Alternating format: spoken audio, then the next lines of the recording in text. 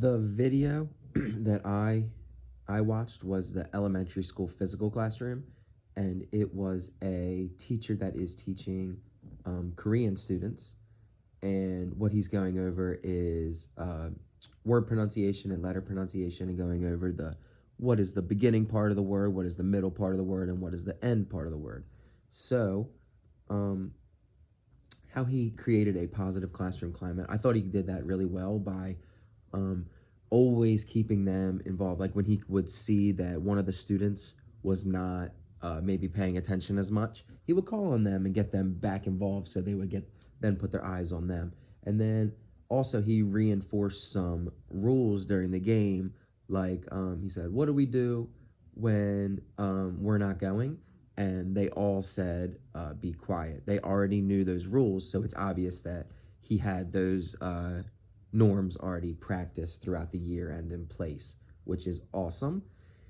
And for the game, he's already done activities similar. So I can see that he has been doing similar activities throughout the year and similar rules behind them, so they can have rules that they already know and that are already established, and it makes the games go so much easier. Because when you're introducing a new game to especially students as young as those, they look like probably kindergarten, first grade age. Um, it's very difficult if you have new rules every single time. But if you just change the game just a little bit, but the basic rules are still the same, it makes the game go so much smoother. And the teacher showed that very well, which was awesome.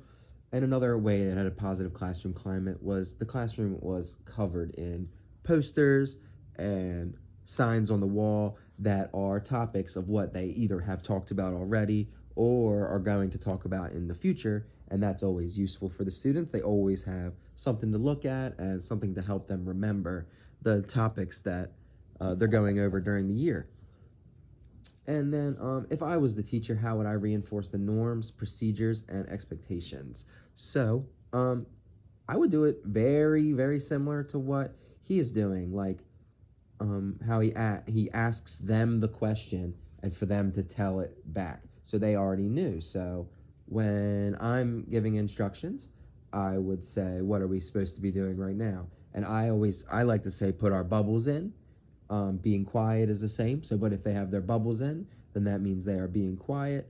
And and if you pop your bubble, then that's not what you're supposed to be doing. Your bubble is supposed to be full in your mouth the whole time. So I love that, and that is one way I could enforce the being quiet while I'm talking rule.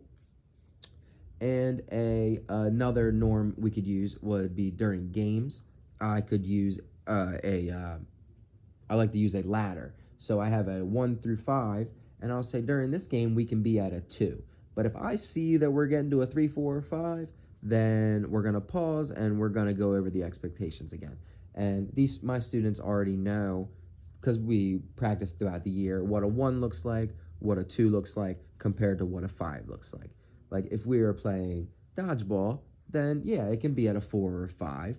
Um, but if we're playing a game that needs cooperation and you got to work together with your team, if you're at a 4 or a 5, you're not going to be able to hear your teammates and their ideas if you're just yelling over each other.